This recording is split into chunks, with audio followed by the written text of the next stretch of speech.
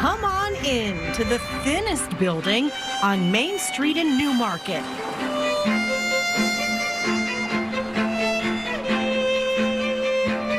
Can't hide that it's not very wide, but step inside and a vast world full of flavor opens up.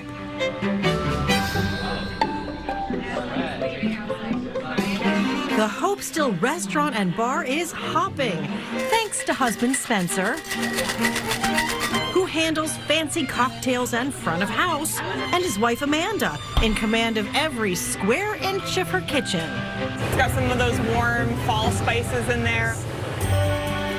The outside measures 12 feet wide. The interior? And we can show you hand to hand that we might be able to touch full set. Oh, easy. I've got about 10'3". Maximum occupancy, 20, inside this beautiful old building that they had their eyes on for a while. Are we crazy, or is there like some slight chance that we can make this work? Amanda and Spencer knew they'd be an unstoppable team when they met at the University of New Hampshire. With immeasurable determination, they squeezed as much atmosphere as possible into this slender space. It was kind of a little scary to picture, like, how are we gonna fit a restaurant in here? Like, do we even have space? Literally because it's so skinny in Amanda's 6.5-foot wide kitchen.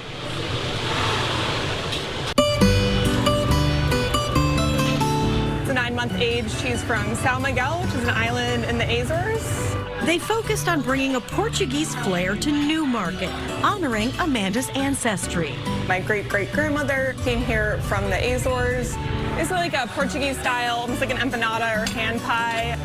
I kind of leaned into learning more about like traditional Portuguese foods, just because it lends itself so well to the foods that we grow around here. Our salt cod cakes, whip it with potatoes and some egg, and then get it nice and crispy little cakes in the oven. It pairs well with their wine. Spencer is a sommelier, pouring the wine they make in the winery down the street, using grapes they gather on East Coast excursions. We rent a big box truck and drive out to the vineyards ourselves. We're not only serving wine, but we're making the wine, so the wine had to age for 1.5 years before we could pour it in your glass. Their Ludo Vermouth is sourced from his mother's herb garden in Wilmot. It's made with 10 different herbs and flowers that she grows near Mount Kearsarge.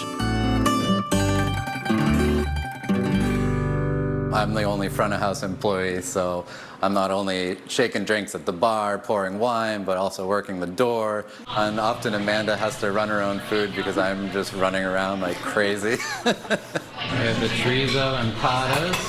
I'm in the kitchen a lot, but it's kind of fun to poke my head out and just see like lots of people mingling, and like maybe people at the bar are meeting and having good conversations, or tables next to each other are chatting. If these bricks could talk, the stories they'd tell.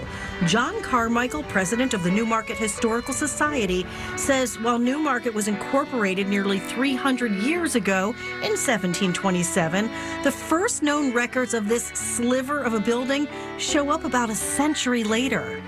At least we know it was in the 1830 census. At that time, it was operated and owned by Charlotte Murray, who was our first documented woman who owned her own building. From hat maker to pharmacy, post office, fruit store, and cobbler shop, the Roten family cigar and tobacco business took over in the early 1900s. A boxing ring on the top floor, and a long list of occupants to come. Travel agency, photograph studio, it was an insurance building. It was a denim dungaree shop just for a while. It was a beauty studio.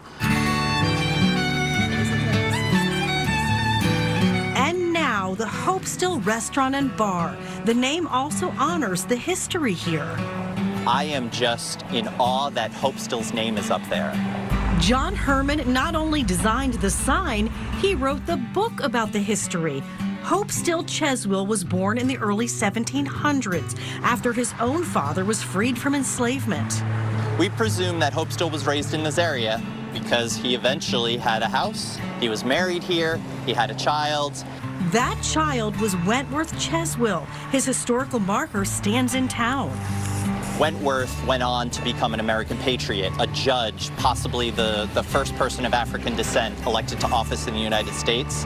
Messenger rider, just like Paul Revere, and he would ride between the towns and message that the Revolutionary War had begun. Probably came from Wentworth Cheswill, riding on his horse. So when I think of Hope Still, he's the heart of this family that transitioned from enslavement to basically like civic leadership. And that's just, it's awe-inspiring.